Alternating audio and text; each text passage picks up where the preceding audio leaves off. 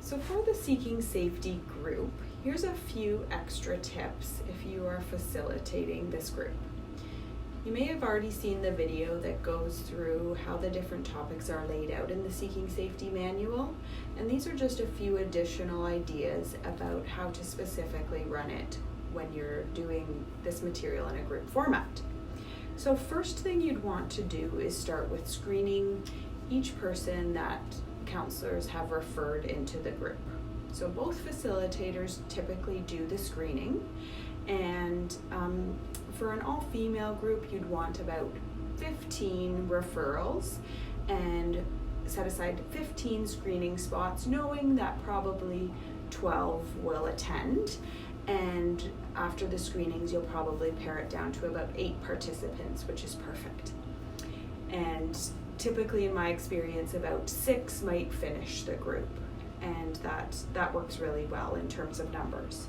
So in the screening appointment I typically set aside about half an hour, and I have a screening questionnaire in front of me just for me to jot down my own notes. Then when you put it into a case note, you just write a summary of the questions that you asked in your screening appointment. So in a screening appointment, I would share with the client the purpose of the screening appointment, and I try to make it very friendly in that it's not screening their ability to do Seeking Safety, but it's more just kind of making sure that the group is a good fit for them, that it's the right time for them, and that each group member will fit together as a group. So I express that when it will be running. It's an hour and a half long group, runs for 10 weeks, that each group runs the exact same. There's a format, and I will explain that to you in a moment. That there is a commitment required in order to come into this group, and that we love when people can commit to attending all 10 groups, knowing that life will happen and they might be able to get to 8 or 9. But if someone knows that they'll only be able to get to half of the groups beforehand, usually that's a conversation about, is this the best time for you to do this group? And then we always kind of inform people about containment right from the get-go, and that although it's a trauma group, it is not encouraged to share information about their trauma, and that everyone in the room will have had experienced trauma and substance use, but that the group is not to process their trauma, but to learn safe coping skills for how to proceed with their life. And this usually gets a sigh of relief from the clients who are looking to do this group. We sometimes share just the headlines skill with them at this point, saying that as they participate in this group and share parts of their story, they may talk about their past and their history with just the headlines of events that have happened to them rather than all of the details. And this is a great way to contain and create safety in the room. I usually ask clients what they hope to gain from attending the Seeking Safety group. I usually ask them if they were distressed or triggered, what would we as facilitators see in them? Would they go quiet and kind of go inward, or would they maybe cry or express that they're feeling triggered? And also, what would they need? So I let them know that there's usually a DBT skills toolbox in the room, and that they could practice grounding or coping right in the room by reaching into that toolbox and getting something that might help to soothe or distract. And that if they absolutely couldn't ground themselves in the room, and that their trigger or their distress was too much, that they could leave the room and they are never trapped in there. And we always set aside one office as a safe room that they could go in there and have a moment. One of the facilitators will follow them out, check in with them, and hopefully be able to invite them to come back in the room. If they're not able to, they may excuse themselves for that group and come back the next week. Usually this doesn't happen, but we always let them know about it as part of safe coping. So usually getting an idea of what would be visible, what they would need, and how they would cope, ensuring that each person that comes into Seeking Safety does have some coping skills in their toolbox already. Because we usually do a disclaimer expressing that they will get triggered at some point throughout the group. How would they regulate their emotions? So once again, what are they going to do to ensure that they're okay in group as well as when they leave group, and that they have coping skills to be able to handle any emotions that group might create in them. Are there any barriers for them attending group? So this is where I would look at childcare, transportation. Can they commit to attending this full group?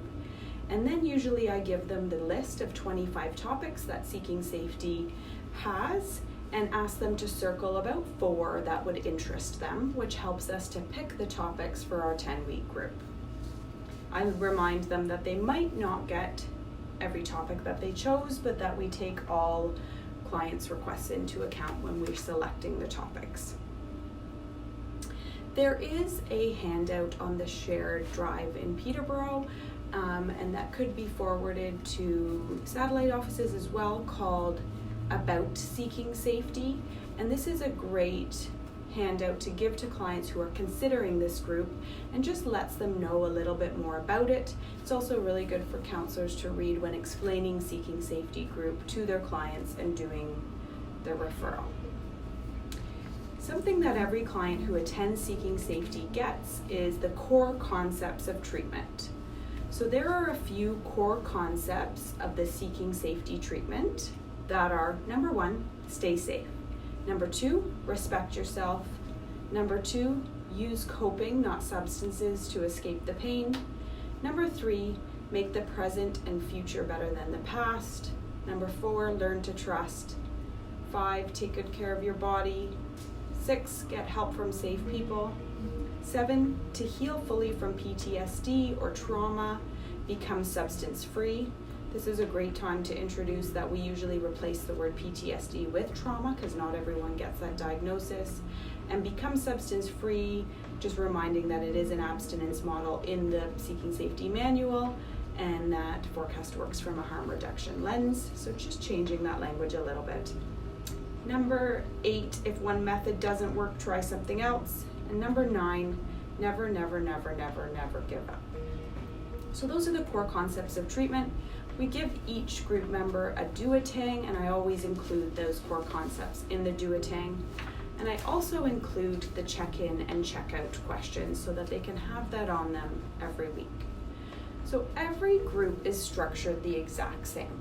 The first week and the last week have a few differences, and I'll point those out to you today.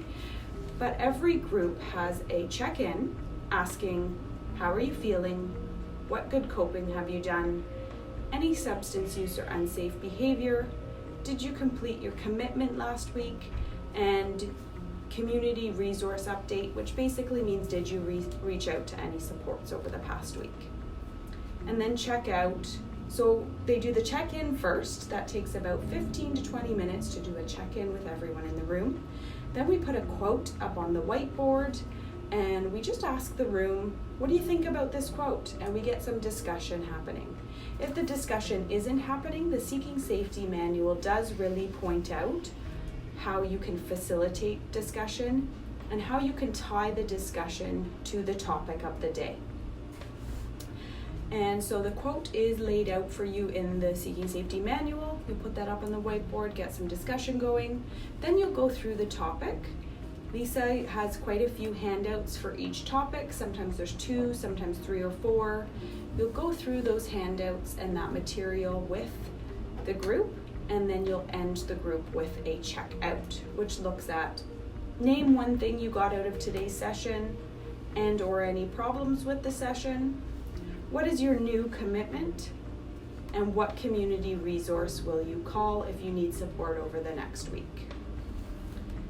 Those questions are all laid out in the Seeking Safety manual. Usually we have them visible somewhere in the room so that the clients can refer to them each week when they do the group. So that is the group format. I have added in the last few groups doing some sort of mindfulness exercise for 2 minutes before ending the group, so that I call it so that we can close the gate. So as we talk about trauma and safe coping strategies, sometimes people feel kind of wide open and that they've shared a lot of their information.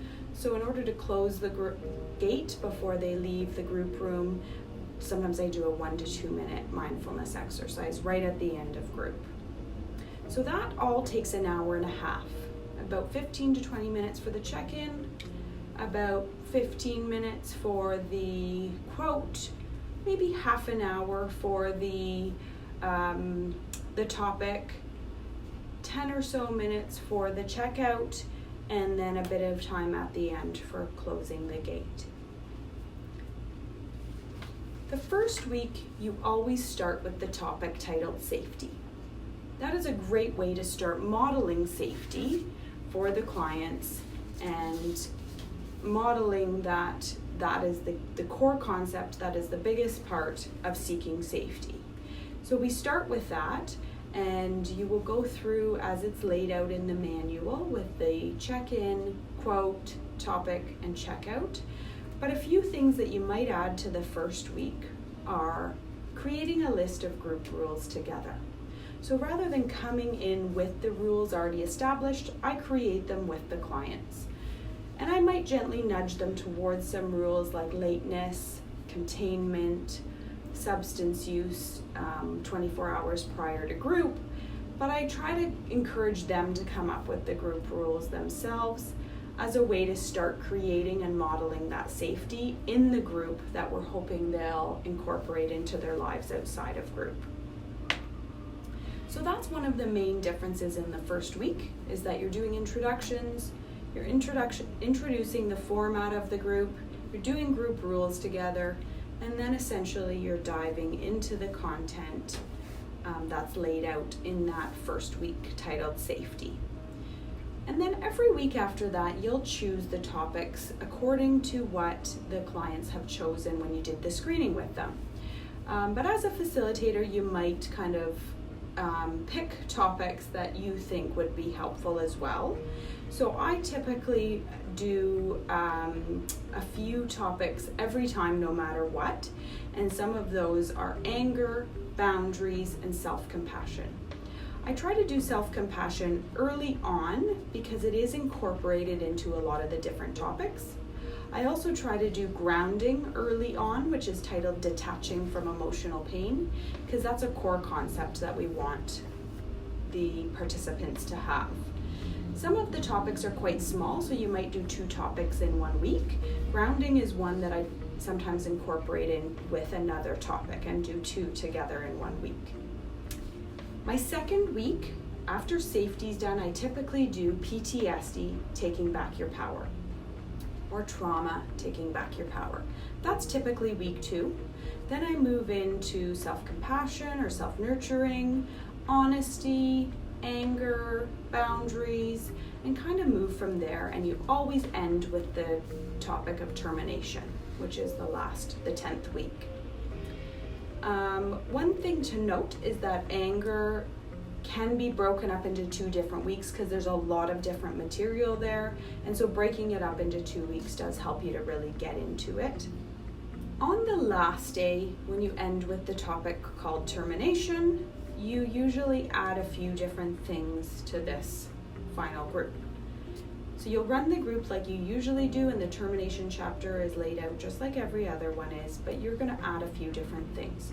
You may bring treats that day as a way to kind of celebrate the ending of group.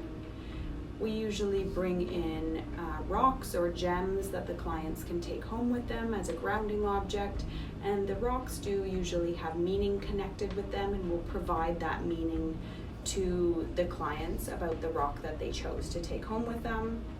We provide them with a letter that's already pre-written saying goodbye to them, and then each client usually gets a quote that the facilitators pick for them to highlight some of the strengths that the facilitators saw throughout the group. And clients typically fill out an evaluation on the last day, and that evaluation can be found in the Seeking Safety Manual. And then we usually do a question about, imagine it's 2 years from now and you're invited to a Seeking Safety reunion and you've decided to attend. What do you want to tell the group about your life now? Who are you living with? What are you doing? What growth have you had? Have there been any significant events? And what do you want to tell us at the reunion? So we end with this imagination exercise as a way to kind of picture moving forward. So those are the main tips about running the Seeking Safety group. Usually in the room every week, somewhere visible on the walls, I'll have the quote, the check-in and check-out questions, the core concepts of treatment, and the group guidelines that the group established together. And then usually each member has a duotang that has their core concepts of treatment, the check-in and check-out questions, and then the handouts from each week. If you have any more questions about running the group, there are quite a few counselors at Forecast who have run the group before and would be more than happy to answer any questions you might have.